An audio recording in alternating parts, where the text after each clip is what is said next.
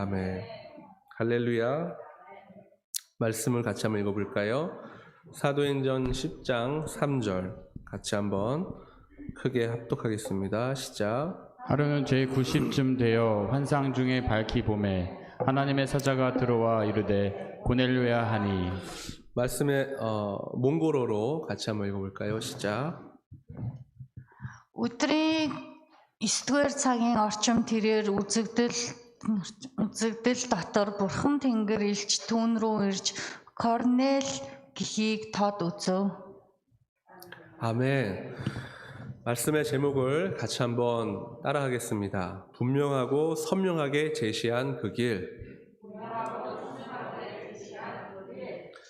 예수님은 사역을 시작부터 외치고 시작하신 이야기가 있습니다. 그건 하나님의 나라였지요. 예수님의 외침은요, 사람들을 가르기 시작했습니다. 그 외침을 따르는 사람과 그 외침에 거슬려서 그 말씀을 피하는 사람들로 나뉘었던 것이지요. 그럼에도 예수님은 그 외침을 멈추지 않고 계속 선포하시다 결국에는 십자가에 달려 죽게 되셨습니다. 왜 십자가에 달려 죽으셨냐면 예수 그리스도의 복음을 외쳤기 때문입니다. 죽은 다음에 끝이었을까요? 예수님은 다시 부활하십니다. 아멘.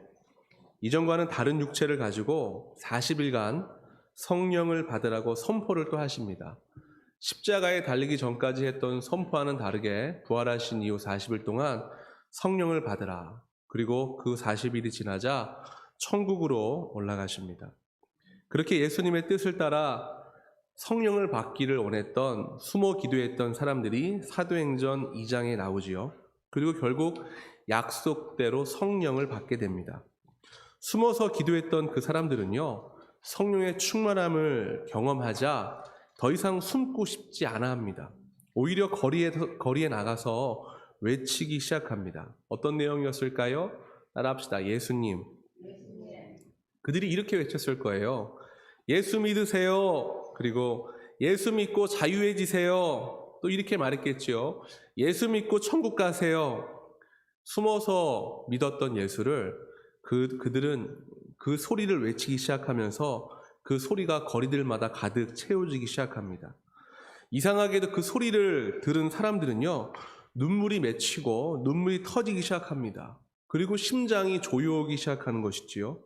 마치 외치는 그 소리가 살아있는 칼과 같이 자신의 마음을 후비는 체험들을 하기 시작합니다. 사람들은 단순히 예수님에 대한 이야기를 들은 것 뿐인데 이상한 체험과 변화를 경험하기 시작합니다. 그리고 곧 마음의 병, 정신의 병, 육체의 병들이 이 선포에 순복하기 시작하는 변화를 본인들이 느끼기 시작합니다. 그 선포는 따라합시다. 예수 그리스도. 그 영향력이 상당히 퍼지기 시작합니다. 이게 바로 복음이지요. 대단한 것일까요? 어려운 것일까요? 아니요. 예수님에 대한 이야기를 외치자 그들은 자신의 인생과 삶과 육체가 반응하고 떨리는 것을 경험하게 되었고 그 변화를 선포하는 것. 그게 바로 복음이었습니다. 복음이요. 처음에는 예루살렘 유대인들을 변화시켰어요. 근데 복음에는 그 확장성이 닿고 만나는 사람들마다 그 주체를 변화시킵니다. 복음을 정통으로 경험하게 되면요, 근간이 흔들립니다. 사울이 그랬어요. 다메섹에서 예수님을 전인격적으로 경험하자 그는 변합니다. 지식이 부족했던 자가 아니었어요. 예수를 믿는 자들을 죽이기 위하여 합당한 타당성을 마음 가운데 정리하기 위하여 예수 그리스도를 부단히 알고자 했던 자입니다. 지식은 가득했습니다. 그런데 그는 믿음이 부족한 자였지요. 여러분, 왜 우리가 변하지 않을까요? 지식 부족해서 지식의 문제일까요? 아직 예수님을 전인격적으로 경험하지 못한 부분이 있기 때문입니다. 다시 말하면 지식의 문제가 아니라 믿음의 문제다. 믿음의 사건이 없었던 것이다. 이것을 성령이 도우신다라는 것을 우리는 그동안 많이 배웠습니다. 그래서 성령의 도우심, 성령의 충만함을 받아야 한다. 여러분, 이것을 위해서 금식하셔야 합니다. 이것을 위하여 작정기도 하셔야 합니다. 왜 그러냐면 지식으로 말미암아 구원받는 게 아니라 믿음으로 말미암아 구원받는데 우리가 지식의 문제가 아닌 믿음의 문제에서 너무나 많은 부족함을 느끼고 있다. 그 복음이 믿음으로 말미암아 사람들에게 강타할 때에 수많은 사람들은 전인격적으로 예수님을 경험하게 되었고 그것이 폭발적으로 주변으로 흘러가게 됩니다. 오늘 사도행전 10장을 보시면요. 그 복음이 이방으로 열방으로 나아가는 이야기입니다. 고넬료가 베드로를 만나게 되네요. 고넬료는 1절에서 이렇게 소개합니다. 가이사랴에 있는 군인, 이달리아 부대의 100명을 이끄는 리더, 그리고 하나님을 경외하고 백성들을 많이 구제하고 항상 기도하는 사람이었다. 이 복음이요, 고넬료에게까지 흘러간 겁니다. 누구로부터 언제 흘러갔는지는 성경에 말하고 있지 않지만 오늘 고넬료에게 흘러간 복음이 고여 있다라는 것을 우리는 쉽게 발견할 수 있습니다. 그리고 고넬료와 주변에 그 복음으로 촉촉히 적셔 있는 은혜를 보게 됩니다. 오늘 간증도 대표 기도도 특송도 그가 갖고 있는 마음을 하나님께 올려드렸더니 주변에 그 은혜가 촉촉히 고이는 것과 같은 것이지요. 여러분 담대히 복음을 외치면요, 기도하고 간증하고 특송하면요, 그 책임은 하나님이 지시는 거예요. 주변에 예수 모르는 사람들에게 복음 전하는 게 힘들고 부끄러울 수 있어요. 근데 여러분이 그 복음의 씨앗을 심으면 하나님이 자라게 하신다는 믿음이 있어야 한다는 것입니다. 이방으로 흘러가는 복음. 오늘 사도행전의 저자는 누가인데 그가 지금 세 군데에 걸쳐서 그 이야기를 강조합니다. 10장과 11장과 15장. 뭐냐면 시작되었다는 것입니다. 복음이 시작되었다. 여러분 이게 의미가 있어요. 이스라엘 백성들은 선민이라고 했거든요. 거룩한 백성, 특별하다, 구별되었다. 그리고 그것이 우리에게만 속해 있다라고 생각했는데 하나님은 그게 아니라고 이야기하십니다. 모두가 특별하고 모두가 구별되었다라고 알려주시는 거예요. 하나님의 계획의 일부, 그게 바로 너지, 너만 특출나고 너만 뛰어나고 너만 대단한 것이 아니다라는 이야기를 하나님께서 사도행전 누가를 통하여 우리에게 전하시는 겁니다. 120명이 성령을 받았고요. 하나님은 그들이 세상 거리로 나가서 복음을 외칠 것을 아셨습니다. 이걸 준비하시는 거예요. 하나님이 여러분이 뭘 하실지를 아십니다. 그래서 준비하시는 거예요. 때로는 내가 죄를 짓고 고집 부리고 아집으로 가득할 수 있다는 것을 아셔서 그걸 깎아낼 것을 준비하실 수도 있는데 오늘은 120명이 성령 받을 것을 아시고 어떤 준비를 하셨는지 아십니까? 전 세계에서 그들이 외칠 복음을 들을 사람들을 준비하신 거예요. 사도행전 2장 9절 12절인데 다 같이 합독으로 볼까요? 시작. 우리는 바데인과 메데인과 엘라민과 또 메소보다미아, 유대와 갑바도기아, 본도와 아시아, 부르기아와 밤빌리아, 애굽 및 곧 구레네 가까운 리비아 여러 지방에 사는 사람들과 로마로부터 온 나그네 곧 유대인과 유대교에 들어온 사람들과 그레데인과 아라비아인들이라 우리가 다 우리의 각 언어로 하나님의 큰 일을 말함을 듣는도다 하고 다 놀라며 당황하여 서로 이르되 이 어찌 된 일이냐 하며. 지금 다 놀라는 이 일을 하나님이 세팅하신 거예요. 사람이 절대로 따라가지 못하는 하나님의 세팅이 있다는 것입니다. 하나님이 제시하시는 그 길을 100% 순종함으로 가야 하는 절대적인 이유가 이것입니다. 성령 받은 그들은요, 마음에 가득 찬 감동대로 순종하였고 외치기 시작했습니다. 2장 9절에 보시면 예루살렘에 붙어있는 모든 나라 사람들이 다 와 있네요. 10절에 보니까 로마 사람도 와 있답니다. 유대교에 입교한 사람이라고 성경은 아주 구체적으로 그 사람을 스포트라이트로 비추고 있어요. 11절에 그레데인과 아라비아인들이 120명이 성령 충만하여서 외치는 소리를 듣기 위하여 그 자리에 모인 거예요. 그들이 왜 거기 있는지 그들도 몰랐고 성령 받기 전 120명도 몰랐는데 오직 한 분, 하나님만 그걸 아셨다는 겁니다. 구체적으로 계획하시고 준비하시는 하나님, 실수가 없으신 우리 하나님. 하나님은요, 여러분이 전혀 모르는 것을 보십니다. 하나님은 여러분이 절대로 볼 수 없는 것을 계속 주시하십니다. 그리고 세상 사람들은 자기 의지대로 행한다고 생각했지만 하나님의 손바닥 위에서 그분의 이 바람, 이 숨결로 움직이고 있다는 사실을 모른 채 행하고 있다는 것이지요.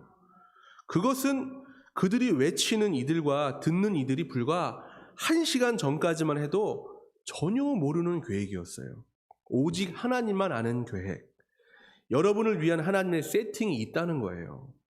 여러분 1시간 전에 오늘 하나님이 부어주실 은혜, 혹은 여러분이 살면서 전혀 기대하지 못한 은혜라고 여러분은 표현하지만 하나님은 다 내가 계획한 거야. 다 내 손 안에 있는 거야 라고 말씀하시는 겁니다. 하나님이 그래서 주신 것 중에 버릴 것이 없다. 하나님이 허락하신 것 가운데는 쓸데없는 것이 없다. 심지어 아프거나 힘들거나 고통받는 사건이라 할지라도 나를 다스리기 위한 하나님의 은혜이다. 하나님은 이 고백을 듣기를 원하신다는 것이지요. 하나님이 보여주시기 전까지는요, 전혀 모르는 게 바로 이것입니다. 믿음이 있는 자만이 그 길에 서고 보는 것이지요. 다시 한번 선포하면 지식으로 보이는 것이 아니라 믿음으로 보이는 것이다. 그래서 결국 예수님을 전인격적으로 경험한 사람들은요, 믿음이 자신을 이끄는 것을 경험하고 자신의 입으로 여러 복음을 외치기 시작하는 거예요. 전도는요, 지식으로 충만하여 하는 게 아닙니다. 믿음이 충만하여 하는 게 복음인 것이지요. 내가 복음을 외치는가? 중요한 건 내 먹고 사는 문제와 내 유익을 위한 기도가 아니라 세상의 주의 거룩한 복음을 외치는 믿음이 내게 있는지를 한번 살펴보신다면 내가 지식이 충만한 자인지 믿음에 충만한 자인지를 알게 된다는 것입니다. 유튜브가 많아서 지식은 계속 내 안에 들어옵니다. 줌이나 인터넷으로 공유하는 것으로 말씀을 공유하고 토론하는 것도 쉽게 할 수 있습니다. 그거 말고 지식 충만 말고 세상을 향하여 복음이 필요한 자, 하나님을 모르는 자들에게 내가 복음을 외치고 있는가에 대한 부분을 여러분에게 전하는 것이지요. 믿음의 사람을 막을 길은 없다. 예수님을 전인격적으로 만난 사람은 복음을 외치고 다닌다. 어디든 소리 높여 예수님을 외치는 것이 힘들지 않다. 이 모든 것은 120명이 모인 그들을 하나님께서 보고 결정하신 세팅이었습니다. 외치기를 바라면서 하나님이 준비를 마치신 거예요. 그러니까 성령은 왜 받았냐? 성령은 뭐냐? 그건 여러분 잘 먹고 잘 살고 행복하고 건강하고 세상 가운데 명예를 누리기 위한 것이 아니라 성령 받고 방언하고 기도하고 예배를 드린다는 것은 뛰어나가서 필요한 자들에게 주의 복음을 전하라는 것입니다. 이 모든 것은 120명이 모인 그들을 바라보면서 정하신 하나님의 계획이었습니다. 저는 매일 교회에 찾아와서 기도하는 기도팀을 보면서 하나님이 무슨 준비를 하고 계신지 정말 궁금해요. 매일 나와 1시간, 2시간씩 기도하는 그들에게 하나님의 계획, 생명의 계획, 기적의 계획들이 곧 드러날 텐데 저는 사실 목회자지만 그게 잘 보이지 않거든요. 근데 우리 하나님은 그걸 바라보면서 얼마나 격려하고 위로하실까요?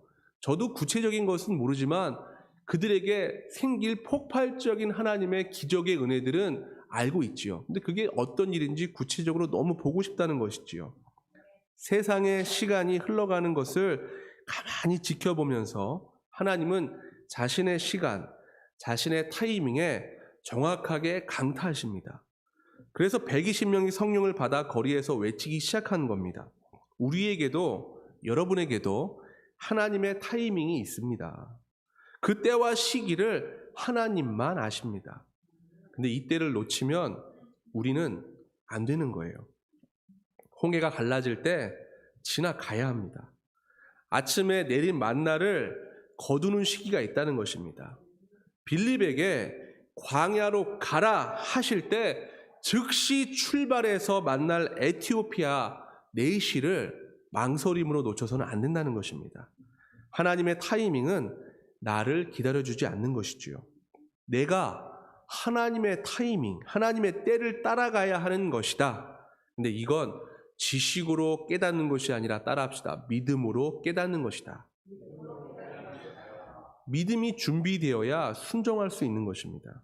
믿음이 부족하여 10처녀 중에 5처녀처럼 기름이 준비되지 못한 신부들은요, 기회가 와도 놓칠 수밖에 없다. 하나님의 때가 되어 하나님이 손대기 시작하시면요, 순식간에 변화가 일어납니다. 출애굽기 41장에 보시면 옥에 있던 요셉도 하나님의 때가 되어 손을 대시자 순식간에 옥에 있던 죄인에서 그 나라 2인자의 총리가 되는 은혜를 경험합니다. 여러분, 옥에 있던 어디에 있던 중요한 건 하나님의 손길입니다. 여러분이 믿음으로 하나님의 손길을 받을 준비가 되면 옥에 있다가도 완전히 바뀌는 하나님의 은혜를 경험하는 거예요. 따라합시다. 역전의 하나님. 그 하나님을 주목해야 하는데 우리가 조급하니까, 다시 말하면 믿음이 부족하니까 세상의 것들을 주목하다가 하나님의 손길을 놓치고 만나는 겁니다. 기껏해야 여러분이 노력해봤자 얼마나 하겠습니까? 그래도 노력해야 합니다. 기껏 해봤자 여러분이 해봤자 뭘 하겠습니까? 그래도 해봐야 한다는 것이지요. 근데 하나님을 가장 먼저 올려드리는 그 믿음의 순종이 없다면 사실 해도 별 의미가 없다는 것이지요. 사도행전 2장에 성령이 임했습니다. 하나님의 때가 되었습니다. 사람들이 외치기 시작합니다. 그게 역사의 시작이었습니다. 여러분의 때도, 여러분의 역사도 그렇게 시작될 거예요. 하나님이 제시한 그 길을 따라가는 사람들, 하나님의 손길을 경험한 자들의 인생. 여러분이 외치면요, 방언 임합니다. 외치고 방언 임한 분이 있지요. 근데 거기서 멈추지 않고 더 외치잖아요? 그럼 치유가 일어나는 거예요. 근데 그렇게 힘들어도 복음 외치는 것을 포기하지 않으면 천사가 급히 내려와서 여러분의 사업의 옥, 재정의 옥, 관계의 옥, 문제의 옥들을 너무 쉽게, 여러분들이 열 수 없다 생각했던 그 옥문들을 너무 쉽게 열어버리는 기적을 경험하게 되는 것입니다. 옥에 있었던 요셉이 하나님께 준비된 그 타이밍에 믿음으로 순종하자 총리가 되는 것을 하루 반나절 만에 경험한 것처럼 옥에 갇혀서 끝내버릴 인생이라고 생각했던 여러분의 삶이 하나님이 톡 손대면 순식간에 바뀌는 거예요. 그게 복음이에요. 이 복음이 오늘 사도행전 10장을 통해 본격적으로 이방으로 흘러갑니다. 지금 유대와 예루살렘에 이걸 경험하니까 사람들이 너무 좋은 거예요.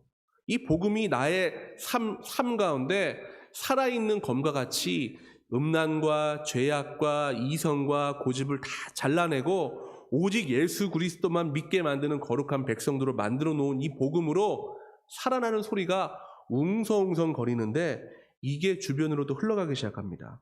그 시작이 오늘 10장의 고넬료로부터 나오네요. 이방으로 흘러가는 하나님의 때가 된 것이지요. 하나님이 주목하신 사람, 따라합시다. 고넬료, 그리고 오늘 여러분. 아멘. 1절을 함께 읽어볼까요? 시작. 이달리아 부대라는 부대 백부장이라. 군인이었고요.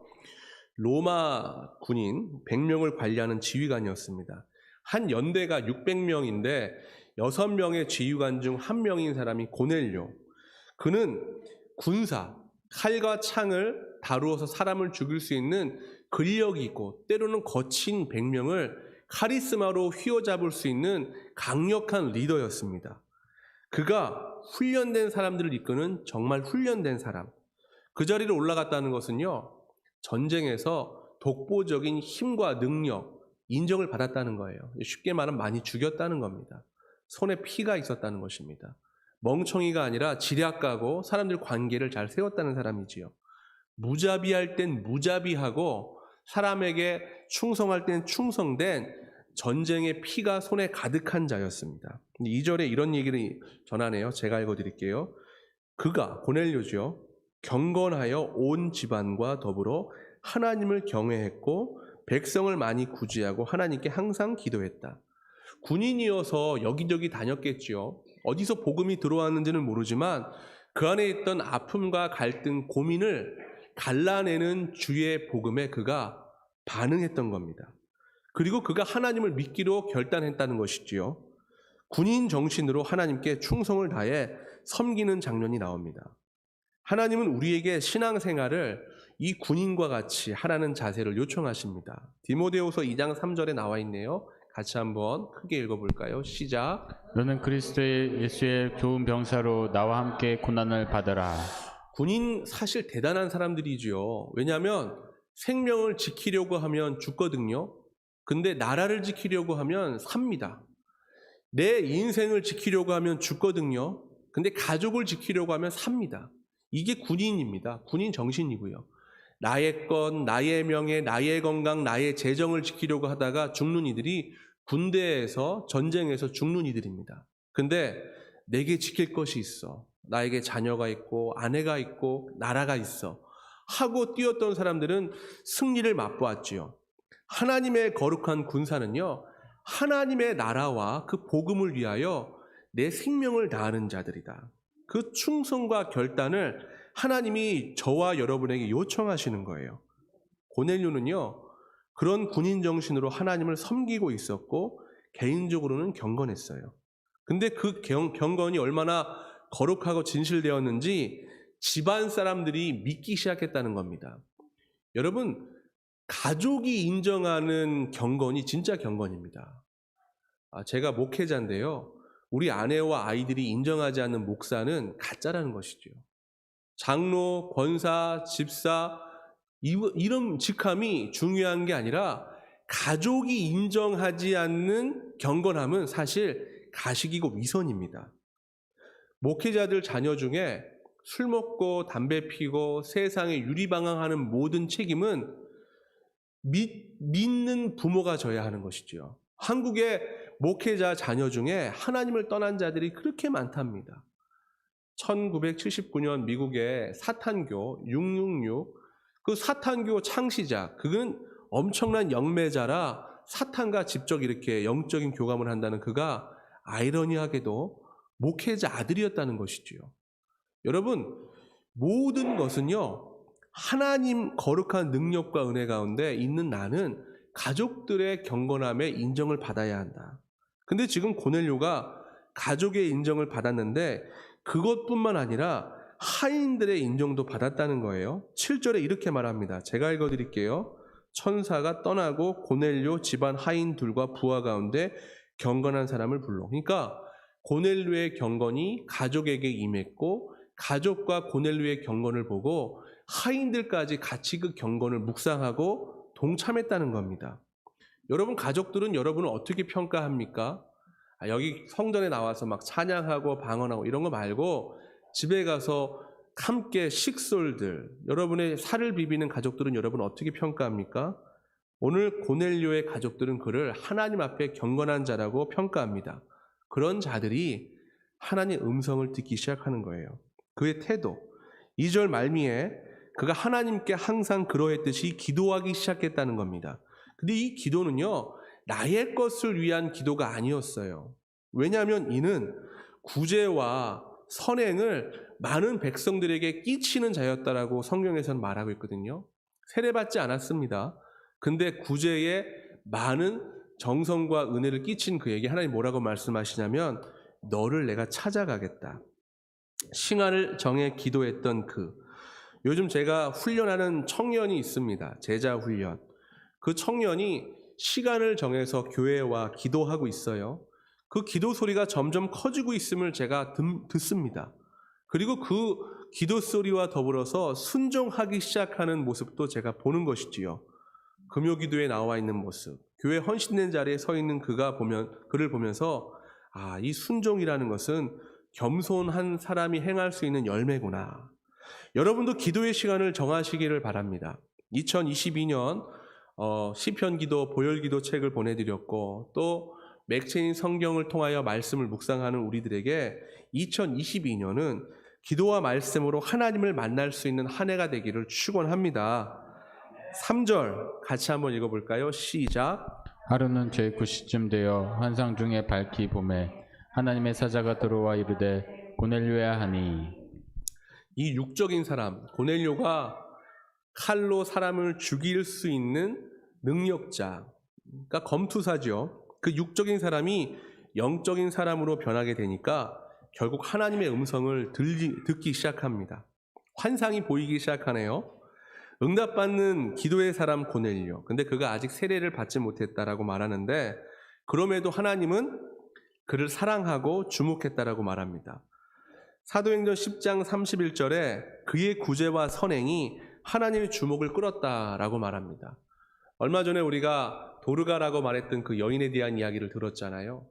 이 교회에 보면요, 선행과 구제를 향한 마음이, 즉 도르가의 영이, 성령의 영이 있는 자들이 있어요. 근데 가만히 보면 교회 헌신하고 결단하는데 넉넉해서가 아니라, 뭐 재정이 충만해서가 아니라 그렇게 하지 않고는 견딜 수 없음을 제가 보는 거예요. 왜요?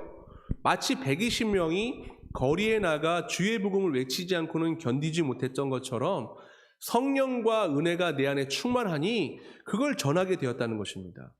여러분, 성령 받았다라고 말하는 사람들이 복음 전하지 않고, 방언하고 은사 받았다는 사람들이 복음을 선포하지 않고 자신의 것을 위해서 기도하고 중보한다? 저는 이게 어쩌면 하나님의 순수한 영은 아니다라고 생각합니다. 예수님은요, 십자가에 죽기 위하여 자신의 생명을 바치신 것이 나의 영광을 위해서가 아니라, 스스로의 영광을, 스스로의 이익을 위해서가 아니라 사랑이 흘러가기를 원하셨거든요. 하나님 믿는 사람, 은사를 받은 사람, 기도하는 사람은요, 가족들에게 그 사랑을 전해야 합니다.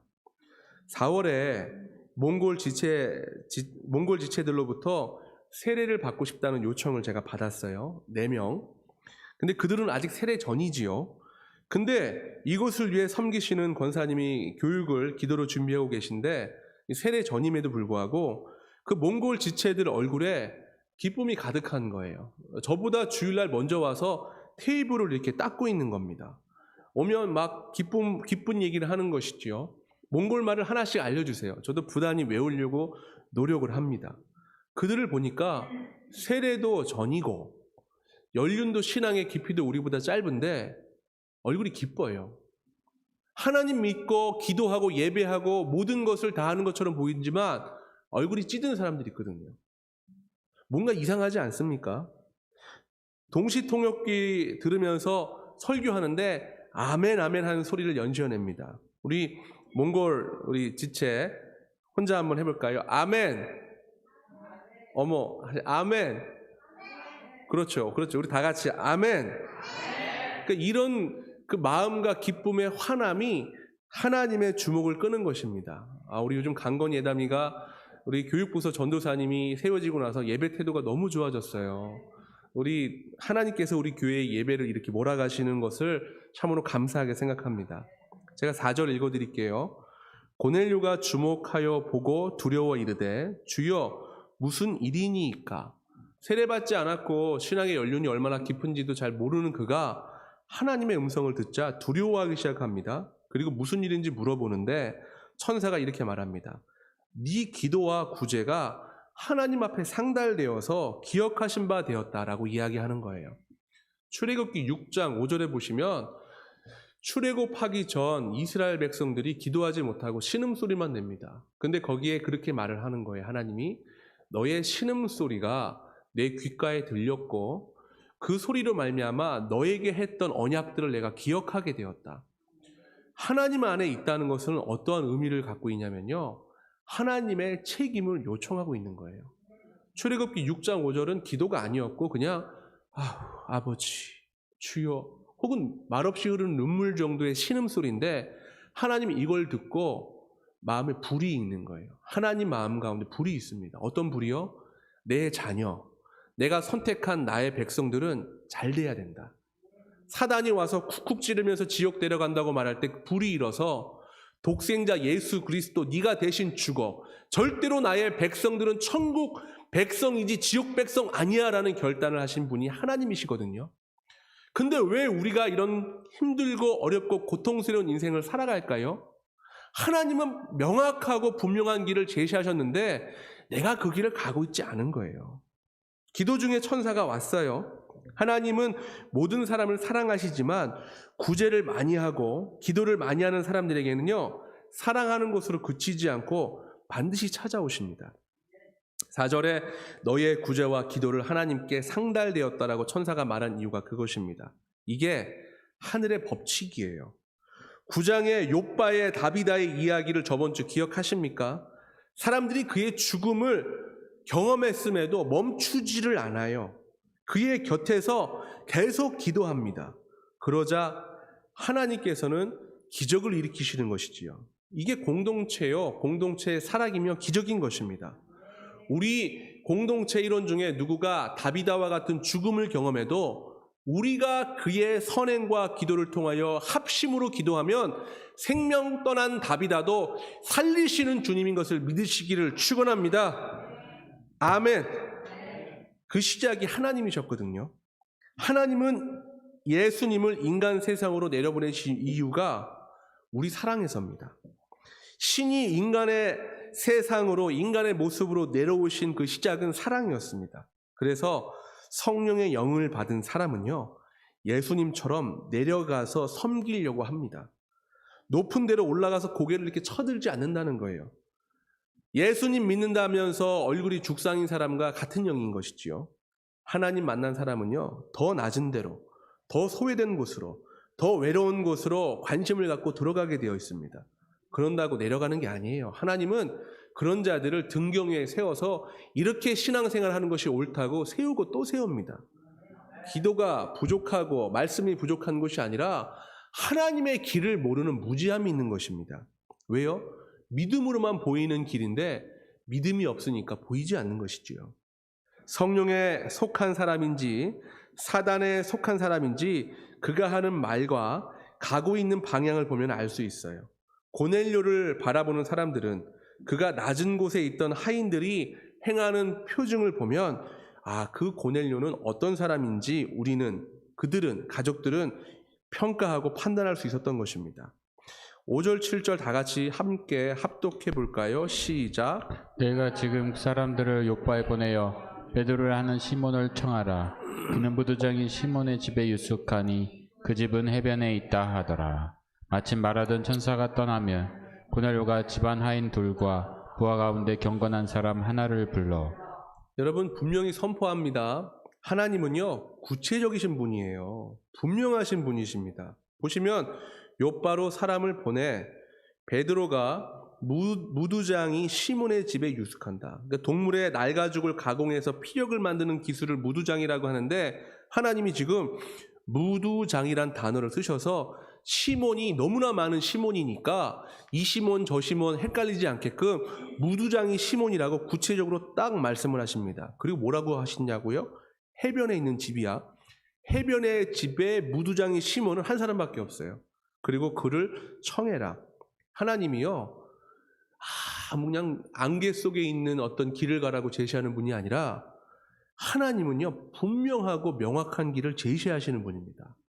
하나님은 이미 다 알려주셨습니다. 여러분이 고통과 아픔에 허덕이는 것은요 하나님이 원하시는 것이 아닙니다. 다시 말씀드립니다. 예수 외치면 방언 임하고요, 예수 외치면 치유 임하고요, 예수 외치면 옥문이 열릴 것입니다. 사랑할 수 없는 그 사람을 예수의 이름으로 사랑으로 품어주면, 복음을 전하면 기적이 일어나지 말라고 해도 기적이 일어납니다. 왼뺨을 맞았을 때 오른뺨을 대면 하나님이 놀라십니다. 성경에 다 있어요. 하나님은 이미 우리에게 구체적으로 모든 것을 어떻게 하라고 다 가르쳐 주셨습니다. 사도행전 16장 31절에 이르되 주 예수를 믿으라. 주 예수를 알라고 말한 게 아닙니다. 주 예수를 믿으라. 그리하면 너와 내 집이 구원을 받으리라. 내가 예수 안에 있는데 왜 내 집과 나와 구원에 대한 부분은 이렇게 희미하죠? 고통스럽죠? 이 믿음에 대한 부분을 확인해 봐야 하는 거예요. 이 말씀을 나는 믿는가? 내가 믿고 있는 것은 무엇인가? 나의 신앙생활은 도대체 무엇을 향하여 가고 있는가? 나의 믿음의 열매가 행함이 없는 믿음이라면 정말 나는 구원을 받은 것인가? 행함이 없는 믿음에 대한 부분도 하나님이 또 정확하게 말씀을 해놓으셨네요. 야고보서 2장 17절. 이거 한번 읽어볼까요? 시작. 이와 같이 행함이 없는 믿음은 그 자체가 죽은 것이라. 하나님은 우리의 길을 분명하게 보여주셨습니다. 구체적으로 알려주셨습니다. 그 길을 고넬료만 알려주신 것이 아닙니다. 베드로에게도 알려주셨습니다. 그러니까 즉 가라 하고 말씀을 끝낸 게 아니라 가서 기다릴 자에게 온다 하고 알려주신 거예요. 때로 여러분에게 마음에 감동이나 부담이 올 때가 있어요. 근데 그 감동과 부담이 여러분에게 있는 게 아니라 갈 사람, 받을 사람에게도 있다는 겁니다. 누군가 올 텐데. 하나님은 일을 어렵게 하시는 분이 아니에요. 상당히 효율적으로 하시는 분이 하나님이십니다. 고넬료만 알려주고 끝이 아니라 동일한 내용을 베드로에게도 알려주십니다. 둘이 함께 그 길을 분명하게 보았고 결국 만나게 됩니다. 하나님이요 항상 그렇게 하세요. 일을. 사울이 눈이 멀었어요. 그때 아나니아에게 준비하라고 말씀하셨어요. 빌립이 광야로 갈 때에 에티오피아 내시를 준비시키십니다. 아브라함에게 이삭을 바치라고 말씀하실 때 이미 제사에 필요한 동물을 준비하신 분이 하나님이셨습니다. 여러분에게만 주신 그 감동과 부담만 있는 게 아니라 이미 하나님은 받을 그 사람에게도 준비를 마치셨다는 거예요. 굳이 이 천하 만물을 다스리시는 하나님께서 이 작은 나의 입을 통해 그 일을 진행하라고 하시는 것이 이해가 되지는 않지만 내가 이해하려고 되는 분도 아닙니다. 그래서 순종하면 되는데 순종은 뭐로 가능한가? 믿음으로 가능하다. 그래서 교만한 사람들은요 이걸 절대 못 봐요. 고집과 아집이 강력한 사람은요 끝까지 그냥 깎이고 깨지는 인생만 살다가 인생 끝나는 겁니다. 때로는 이해가 되지 않아도 순종해야 하는 것이 주님이 보여주시는 그 길임을 믿으시기를 바랍니다. 하나님은 이미 사람을 준비하시면서 돈도 준비하셨고 상황을 준비하시는 분입니다. 내가 모를 뿐이에요. 내가 그게 싫은 것 뿐입니다. 그분은 사실 시작하기 전부터 이미 결론부터 정하고 시작하시는 분입니다. 결론은 뭐라고요? 승리입니다. 그러니까 하나님과 함께하는 전쟁은요 이미 이긴 전쟁이에요. 그래서 누구를 죽이고 없애고가 아니라 이긴 전쟁 가서 승리의 전리품을 취하는 것입니다. 그래서 그분과 함께라면 실패하려고 해도 실패할 수가 없는 겁니다. 그럼 내 인생은 왜 실패인가? 내 인생에 하나님이 없는 것이죠. 믿음으로 바라보지 못하는 겁니다. 저주도 낭망도 패배도 하나님과 함께라면 경험할 수 없음을 믿으시기를 바랍니다. 그분과 함께하지 않고 한눈 팔면요 망합니다. 하나님과 함께라면 오직 승리뿐입니다. 그래서 자유합니다. 하나님의 비전이라면 그냥 하는 거예요. 저는 그래서 여러 가지 부족하고 힘들지요. 근데 눈만 감고 기도하면 열방에 있는 청년들이 몰려오는 게 보여요. 이거 제가 보이는데 어떻게 안 보인다고 말하겠어요? 지금 보면 부족하고 없는 게 많이 있습니다. 근데 눈만 감고 기도하면 막 보여요. 오늘 아침에도 저희 아내한테 제가 어젯밤에 꿈인지 환상인지 우리 교회 1층 로비가 갑자기 몇 배로 확장돼서 사람들이 몰려오는 것이 보였어. 네, 그런 말을 아내에게 했어요. 꿈인지 환상인지 모르겠지만 자꾸 보이는데 어떡합니까? 근데 그걸 내 믿음으로 받아서 하나님 내가 이걸 하나님의 거룩한 믿음의 표징으로 선포합니다라고 믿음의 사건으로 받아들일 때 내 안에 이르는 이루 헤아릴 수 없는 참 평안함은 또 무엇일까요? 저는 그래서 계속 이 자리에서 외치는 거예요. 그리고 결국 보게 되겠지요. 하나님의 뜻이라면요 불가능이 없는 것입니다. 모든 게 열리게 되어 있어요. 근데 사람의 뜻이면요 모든 것이 불가능한 거예요. 사람의 뜻은 모든 것이 막히게 되어 있는 것입니다. 여러분 기도해서 안 되면 안 하면 됩니다.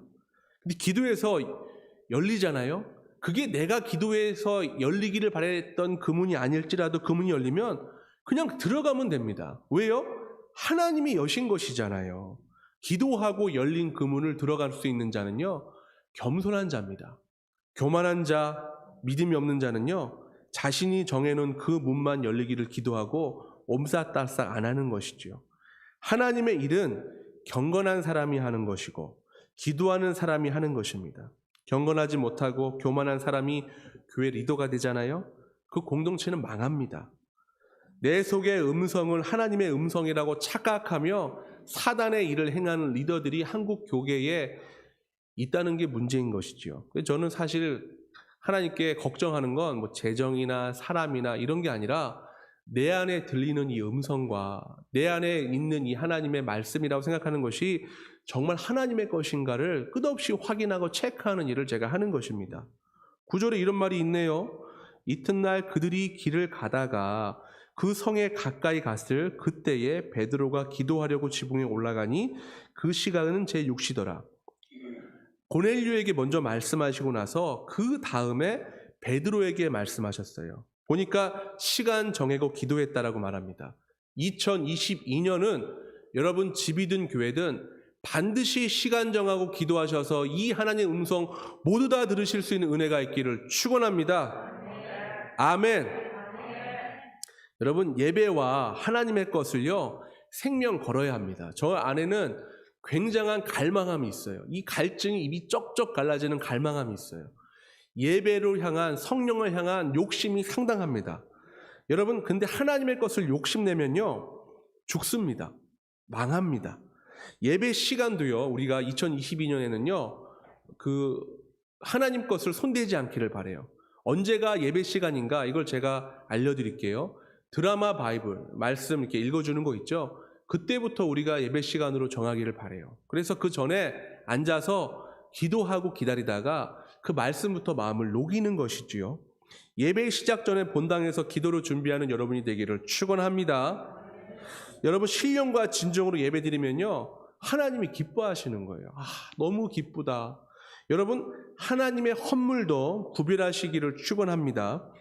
재물이 있는 곳에 마음이 있는 거예요. 크고 작은 것이 중요한 건 아닙니다. 근데 내 마음을 하나님께로 향하고 있다는 것이 상당히 중요한 거예요. 여러분 주일날 저도 이게 몇 번 안 되더라고요. 헌금 봉투에 헌금을 딱 넣는 것이 비효율적인가?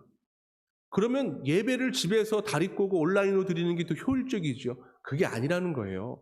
하나님께 내가 드릴 수 있는 최선을 드리는 게 중요한 겁니다. 그 봉투도 헌금 봉투 얼마나 이뻐요. 2가지. 거기에 하나님 감사합니다. 한마디 적고 100원, 10원 작은 것이라도 넣어서 기도하고 갖고 오는 겁니다. 누구를 위하여? 하나님 앞에 있는 나의 믿음을 위하여. 믿음이 자랄 수 있는 2022년이 되기를 축원합니다.